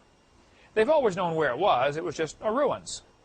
You know, the Middle East is full of those ruins, you know. Egypt, about all they can do is point to their glorious past. And look at these big, huge buildings we used to have around here. Everything's destroyed now. But it sat desolate, destroyed for quite a while. Saddam decided to rebuild the old city. Well, most of the city walls had been preserved. It's a real sandy, you know, desert area. The wind blew all the sand in and covered them up and preserved them. They're just buried in sand. So they excavated down, found the old walls of the city that were really well preserved. The brick was, and it contained hundreds of pictures of dragons on the sides of the city walls. Now look at this dragon. This one, they took the bricks apart and reassembled it back in Berlin. But however you pronounce the name of that museum. Strange animal. It has scales all over its body. See the scales on its neck and on its tail? On the feet, it has like claws. Now, and a forked tongue. That would indicate a reptile. And a horn on his head. All over these walls, and they've rebuilt the walls. In other words, they've rebuilt a whole section in a museum in Berlin. They have these pictures of dragons and lions. Apparently, in 600 BC, they really did have a dragon in captivity in Babylon. In the Catholic Bible chapter about this may be, you know, based on historical fact that there were dragons still alive in 600 BC. Now, this had been 1,800 years since the flood. So probably the majority were dead, and it was a rare thing to have a dragon. Certainly it'd be a rare thing to have a dragon in your castle. And, of course, Nebuchadnezzar and all of his superstition thought this was some kind of god because it obviously was a big, ferocious beast, and everybody should worship it. Of course, he built a big gold statue and said everybody should worship that, you know, and he had a hard time worshiping stuff that he shouldn't have worshipped. So here we have an interesting story about dragons from 600 BC. Dinosaurs, I think, lived after the flood, becoming more rare, becoming smaller, less numerous, more rare, driven out of certain areas totally. Extinct. Some species probably went extinct. By 300 BC, they were very rare. Alexander the Great, though, reported dragons when he conquered part of India. We'll take a little break. When we come back, we'll talk more about dragons that are mentioned through history, and then eventually lead up into dinosaurs that are still alive today, and dinosaurs that are mentioned in the Bible. We'll cover all that after the break. Okay, let's go through a few more reports from ancient history, 2,000 years ago or so, about dragons. Alexander the Great conquered part of India. As he was conquering the parts of the cities over there in this region, the people begged him not to kill the dragons that were sacred to them. And he said, what dragons? He said, oh, outside the city in the caves, there are dragons, and we take sacrifices out to them. Alexander reported that, you know, he said, I told him I wouldn't kill them, but I would like to see them. When he went out to see the dragons stuck their heads out and hissed at his soldiers. and scared him half to death. That's in, I don't know if it's in his diary or what, the records of Alexander the Great. This Roman mosaic, made out of small pieces of tile, you know, stuck together, was made about the 2nd century after Christ. It shows 2 long-necked dragons fighting. Or necking. Can't tell what's happening for sure. Man, that would be necking, wouldn't it? Anyway, how on earth would the Romans know about dragons in the 2nd century after Christ? Now here you got these modern scholars saying, you know, nobody's ever seen a dinosaur because they lived millions of years ago. Well, how did they depict them on their pottery then? St. George is famous for slaying a dragon in 275 AD. He was later martyred for his faith. He's the patron saint of England and Portugal. St. George and the dragon. This would have been in the first couple centuries after Christ. If you ever tried to read the old Beowulf story, I've got the story in my library there. Old English Beowulf is extremely difficult to read. I mean, you can only understand a few of the words, okay? Because English has changed so much since 583 AD. But the Beowulf story is interesting. I've read it several times. He killed Grendel the dragon by pulling off his arm. The story says Beowulf grabbed Grendel the dragon and pulled off one of his arms, and the creature fled out of the room and then later bled to death. Well, most anybody that studies a T-Rex will tell you, even though he had ferocious head and ferocious teeth and was, you know, huge, his front arms are pretty tiny. And if you could ever get a hold of one, you probably could jerk it right off. They found an ancient Babylonian cylinder seal. This is from the book by Bill Cooper, After the Flood, a tremendous book. He traces the history of what happened to Noah's 3 sons, Shem, Ham, and Japheth. Where did their kids go? You know? And has found some amazing records, done great research. Now, Bill Cooper is a very sick man. He lives in England, but he's, I believe, dying of cancer. Last report I got. But this picture is from his book about a Babylonian cylinder seal. Would have been about 600 BC. Again, it shows a man pulling the arm off of a dragon. What a way to fight a dragon. Grab his arms. Pictures from all over the world, ancient legends, ancient pottery, shows dinosaurs on it. Here's from the book The Ancient Near East in Pictures. Shows a picture of 2 long-neck animals. I would say a dinosaur they're trying to depict here without much question. This another piece of ancient pottery shows 2 long-necked dragons and they're holding a sheep. Now, if dinosaurs lived millions of years ago, like the textbook says, how did these people know to depict them on their pottery? Here's a hippo tusk made of ivory that was carved to be a magic wand or whatever for an Egyptian grave, found from a 12th century BC tomb. 1,200 years before Christ, it's even before King Solomon, shows an animal with a long neck and a long tail. Now, giraffe has a long neck, does not have a long tail. The only animal I know that has a long neck and a long tail is a dinosaur. There are stories and legends from countries all over the world. Every place I travel, I see stuff like this, so I grab my camera and get a picture, you know. Thai seafood restaurant showing the head of a dragon on their boat. Now, why would they build boats with dragon heads on them? There's a Russian medallion showing a man slaying a dragon. A Bulgarian postage stamp has a guy slaying a dragon. Irish writer in 900 AD reported that somebody killed a dragon with iron nails on its tail. Probably the Stegosaurus, of course, though several dinosaurs had these big spikes on their tail. There are several websites about dragons. None of them that I'm aware of. I didn't read through all of them, but they're all secular. They're not at all Christian that I could see. But they do keep interesting articles about dragon stories from ancient literature. So if you want to get into the study of dragons, it's really pretty interesting to see all about the dragons. The Viking ships had these dragon heads on them. If you study Scandinavian literature, you can see the dragon head on this one. Ancient Scandinavian literature has an awful lot of stories about the kraken or the giant dragons of the sea. We figure that the Vikings are the guys that are going around the ocean in their boats, you know, conquering villages. Where's the hardest place to exterminate an animal totally? In the water, yeah. Especially the ocean. On land, you could eventually corner it, figure out some way to get it, but on the ocean you'd have a tough time. And so there are this is from 1000 AD. Here we have evidence of dragons living with man just 1,000 years ago. In the book called The Unexplained, there's information about this. There's also an account of a dragon called Nithhagar that the Vikings was killed in the book After the Flood by Bill Cooper. According to the Norse legend, Siegfried slew the dragon Fafnir. The dragon had made its home in a cave, and somebody else had buried a treasure in that cave. I'm sure the dragon didn't know that and didn't care, but people wanted the treasure, of course, so you got to kill the dragon to get to it. There are several different stories about how Siegfried slew the dragon. Of course, legends get twisted with time. One story says he dug a pit because they knew the only soft part of the dragon was his belly. So he dug a pit and laid in this pit until the dragon went over him, and then he jabbed his sword up into the dragon's belly. That's one story. Another one is he just charged up there and just stabbed it in the heart. Who knows how it really happened.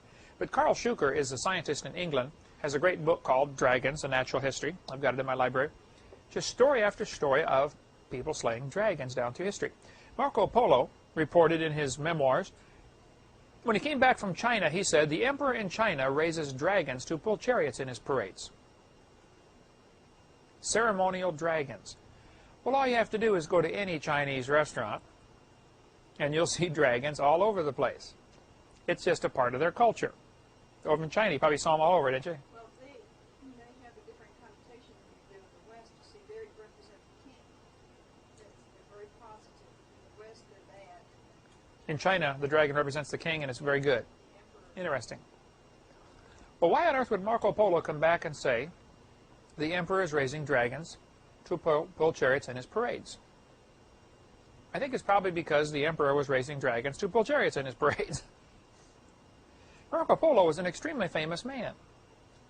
Well, he wouldn't want to do something dumb and jeopardize his reputation, I don't think, anyway. A city in France was renamed Nerlug in honor of the man who slew the dragon in the city. I think if we actually could get an unperverted view of history, we would see there's an awful lot of legends that are based on some kind of real story. If you go to the Grand Canyon, you will find carvings on the walls of the Grand Canyon. The Indians did this all over. They call them pictograph, including a picture of a dinosaur. If you look at dinosaurs, many of them had the upright posture, we call that. They walk on two legs, and the front two legs, we assume, were, held up off the ground, similar to an ostrich, I guess, upright posture. Though there are some animals like frogs that walk on four legs. The front two are real tiny, the back two are really big. So the size of the leg doesn't mean he didn't walk on it, necessarily. But why would they carve dragons on the walls of the Grand Canyon? Here's another one with a round body, four legs, long neck, long tail. Dr. Delancey was a dentist in Pennsylvania who took these pictures. His wife, Margaret Delancey, his widow, she lives in Percy, Pennsylvania. Right? I've preached up in that city 4 or 5 times, right near there, Sellersville, and just north of Philadelphia. That's south. You're from Allentown, though, right? Up south of Scranton. Yeah. He's the one who took these pictures, and she let me use these. In the Aboriginal caves in Australia, there are many legends of dragons from caves in Australia. This was just sent to me, Agawa Rock Art, from, however you pronounce that, Lake Superior Provincial Park, Ontario, Canada. Notice the outline of the dragon with the bumps on his back. This is called cliff art, rock art. There's another name for this. Some people call it oop art. That'd be a good quiz question. OOP means out of place. Out of place artifacts. So they get the name oop art. That's just a slogan that people use. So if you find something that shouldn't be there, if you're digging down in the ground and you're down in area where it should be from, 500 years ago from some Indian civilization, and you find an Evinrude outboard motor, that would be an out-of-place artifact, right? That shouldn't be there. So oop art is out-of-place artifacts, things that really shouldn't be there. This type of stuff is by the evolutionist. A person who believes in evolution often will classify this kind of material as We don't understand it. It's an enigma. You know, forget it. I've got whole books of these enigmas that they can't explain. Down in Lima, Peru, if you go south about 8 hours drive through the mountains, you come to the city of Ica. Ica, Peru is right near the desert that is the driest desert in the world. My understanding is it's only rained once there in 400 years. Not a good place for a garden. But the Spanish came through this area about 400 years ago, in the late 1500s. They came through and they saw these strange white lines. Not very wide, but there were these white lines, just somebody scratched like a plow on a field. Perfectly straight lines, you know, for a long ways. Nobody knew what they were until airplanes were invented. When you get way up in the sky, you notice these are pictures of giant images. You ever heard of those before? The Nazca Desert lines, you know? They have, you know, spiders and hummingbirds, and I mean, 4 or 5 miles long. Sometimes they go right, you come to a mountain, it stops, you go on the other side of the mountain, and it takes off in an exact straight line. So these guys really knew something about surveying and mathematics to be able to do this. Or, there's another reasonable theory, I think. They had flight. They knew how to fly. 1,000, 2,000, 3,000 years ago. Here's people after the flood living to be 400 years. You could learn a lot in 400 years. People before the flood are 900 years old. You could really learn a lot in 900 years. Plus, you can go talk to your great-great-great-great-great-great-great-grandfather because he's still alive. You can get all this. The wisdom would be incredible, the knowledge that was preserved. In the Smithsonian, they have, and I'll show you when I get to video number 7, our question-answer, we've got a whole section on, was ancient man primitive? We have a book, as a matter of fact, on that topic here that we sell. Or we do sell the book After the Flood by Bill Cooper. I forgot about that. We just started carrying that. The Puzzle of Ancient Man is a great book, which shows, for instance, pictures of things that are found in graves that just shouldn't be there. Like a grave in South America, they found an airplane. This grave was at least 1,000 years old. An airplane, a little toy airplane. So Smithsonian has it, and they have it labeled as a stylized insect. Tell me that's a stylized insect. In 1571, the Spanish reported finding stones with strange animals carved on them. Now, who remembers roughly when were dinosaurs rediscovered in modern times? The first one was reassembled, the bones put together when? 1809. 1571. By 1571, most dinosaurs were extinct, been killed off by man. They had not been rediscovered yet to put them together in museums. So we have a several hundred-year time lag in here where nobody knew about dinosaurs. Never heard of them. Never saw one. But the Spanish said these stones had strange animals carved on them. They didn't know what they were. They just reported it. You know, we went across this desert and found strange carvings. Today they are known as the Nazca burial stones from the Nazca Desert. They were probably built about the time of Christ, roughly 500 BC to 500 AD. These stones are a little smaller than a football, though they range from, you know, golf ball size to the size of a lazy boy chair. The average is about the size of a football or less. Here's Dr. Decara, a medical doctor from Lima, Peru, who collects the stones. He has 11,000 of them in his collection. These stones have dinosaurs on them. Now, it's interesting, if you really study this topic, and I read Dr. Decara's book, and I know several folks who've been down there many times to study this. I could get one of the stones for $2,000 if I want to spend $2,000 on one, get one of these little Ica stones. I've held them in my hand. It's just an amazing story about these stones. This one, for instance, over 50,000 have been found in Ica. This one shows a Triceratops. Behind him is a Stegosaurus. In front of him is an Ankylosaurus, probably. Off to the left is an Apatosaurus, long neck, and a T-Rex of some kind. Notice on the sides of this one, you see the circles in the skin? Keep that thought in mind. Here's a guy hitting one on the head with something. Dr. Baugh is a friend of mine from Glen Rose, Texas. He has 2 of the stones. If you're driving across and stop at the museum, you can see his Ica stones that he has there. He went down there and was able, because he's a museum, they do a museum-to-museum transfer. You're not allowed to sell Peruvian treasures, or you'll be you go to jail. Now, because of this, the people who are finding these stones have to be very careful what they do. Don Patton lives in Garland, Texas. He has one of the stones. You can see some good pictures on them on the website bible.ca, which stands for Canada. /tracks is the. Now, I don't agree with some of the stuff on bible.ca. They have, but they do have a lot of interesting material on there on this website. Anton Ouellet is a friend of mine from Canada. He speaks French. He went and Spanish and English. He went down there and spent 8 months studying the Ica stones. He gave me the book about the Ica stones that I have and the pictures that he took of these Ica stones. There's his phone number if you want to call him up, 450-359-4405. Dennis Swift is a pastor in Oregon. I preached at his church, at a large Nazarene church there in Beaverton, Oregon. Has about 2,500 people. He collects the stones also. Goes down there twice a year to study this topic and brings back the stones if he can. Here's, again, notice the circles on the side of the dinosaur. Kind of strange. Here's Dennis Swift holding one with a triceratops on it. The carvings in these stones are pretty amazing. They all have a coating on them that comes with time. It's called oxidation. Almost all materials, or many materials, if they're exposed to the air, they oxidize.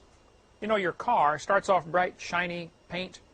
After 10 years, if you don't do anything, it'll oxidize and the paint fades. The oxygen actually, gets into the paint and oxidizes it. Well, that's what happens to these stones also. So they analyzed these stones and said that the coating on there, the oxidized coating, would require several hundred years to accumulate that much. So if somebody comes along and says, well, these stones are fake, somebody made them last week, we have several things to prove that that is not true. Number one, the oxidized coating on there says they're at least several hundred years old. Number two, the Spanish reported them 400 years ago, before dinosaurs were even a popular idea. Number three, this circle on the side is interesting. Now, dinosaur bones have been found for the last few hundred years and reassembled. Nobody had ever found dinosaur skin. Dinosaur skin would not fossilize very easily. A few times, skin impressions were found where apparently the dinosaur fell down in the mud. He rotted away, but the mud hardened, and it left behind an impression of his skin, and you can see they did have scales. In 1992, I believe, a Bolivian missionary found fossilized dinosaur skin. This is from Dr. Baugh's museum. Again, on the dinosaur on the left, you can notice the circles on the side. They've discovered now that dinosaur skin has Rosetta patterns, they're called, circles.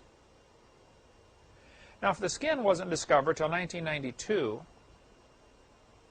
but the stones were discovered in the 1940s, basically. The Spanish knew about them, but in 1946, they really became popular. People started going after these things.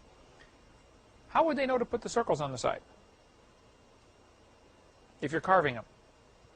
You would not know to put those circles on the side of the dinosaur because you didn't know dinosaurs had circles in their skin because no skin had ever been found until 1992. Interesting.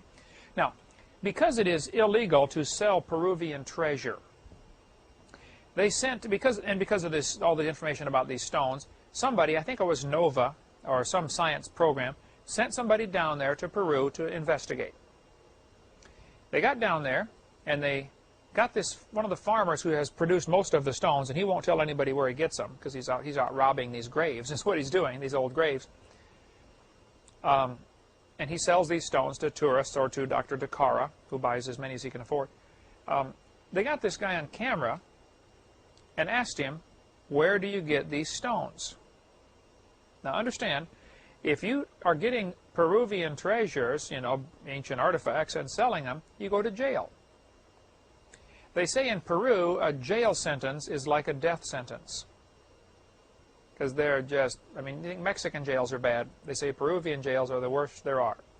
For one thing, they throw you in jail and lock you up. They don't feed you, they don't entertain you, they do nothing for you. If your family on the outside doesn't bring you some food, you will starve to death. Average life expectancy in a Peruvian jail is about 2 years, is what I've been told. So, Here's the camera videotaping this Mexican farm, or this Peruvian farmer, and they're asking him the question, where do you get these stones? Right behind the camera are two Peruvian police officers. In case he says, I'm digging them up out of a grave and I'm selling them. He's going to go to jail. So the guy stands there in front of the camera and says, oh, I make these stones. It's a hobby of mine. So they gave him one of the stones that had no markings on it, gave him the same kind of rock, and said, here, make one for us. So he carved one out with a scratched the surface like that, and it was lousy. Nothing similar at all to what he had here. But the scientists came home and said, see, they're saying there's dinosaurs lived with humans. You know, we know it's not true. This Peruvian farmer's making these things. It's all a big hoax. And that story is still reported today among the evolutionist circles because they got this one report where somebody went down there and investigated it. Well, it was just simply silly the way that was done. They have the oxidized coating. They had circles in the skin. They can't make them like this. Nobody's been able to now anyway. The simple fact is they're trying to cover up for the obvious. They don't want to admit that maybe man and dinosaurs lived together. Dennis Swift here is holding one. Again, you see the circles on the side of the Tyrannosaurus Rex, probably. Here's a guy cutting the head off of one. Obviously, I would think a dinosaur-like creature. Here's a guy riding one. Some have suggested that maybe dinosaurs were used to help build some of the giant buildings, like the Great Pyramid, or the huge stones found up in Peru in the mountains that weigh 20,000 tons. Well, the biggest crane on Earth today can only lift 3,000 tons. There's a picture in there of a 100-ton rock in that book, The Puzzle of Ancient Man. These are up on the top of mountains. And they're cut and they fit together with part of a wall. How do you move a 100-ton stone? Well, some have suggested maybe dinosaurs were involved. In a city called Acámbaro, Mexico, if you look at Mexico City on a map and go west about an hour, you come to the city of Acámbaro. John Turney, I've talked to him on the phone, never met him yet, he's in Connecticut. He's been there many times to study the similar stones that are found in Acámbaro, Mexico. Down there, this stones with dinosaurs and humans on them, it's kind of a cult. They're guarded. It's kind of a secret. They don't want people knowing about this. But at least 56,000 of these stones have been found, and they're locked away in a big museum. John Turney's been in to see them and photographed them. Again, you find dinosaurs and humans together in Acámbaro, Mexico. Now, first place, who on earth would sit around and carve 56,000 stones? Why? If you're just going to lock them up in a museum. What's your motive? I think we have evidence, very strong evidence, of man and dinosaurs living together. In 1572, an Italian peasant killed a dragon. The story goes that he was walking his cows, the small dragon came out and hissed at his cows and scared them, so he smacked it on the head and broke its neck. Killed the dragon. They got the local guy in town who was interested in scientific type stuff, a local scientist, named Ulysses Aldrovandus, an Italian scientist, who got the dead body of this dragon and had it stuffed and mounted for a museum display. It wasn't the bones, it was the skin, stuffed by a taxidermist in 1572.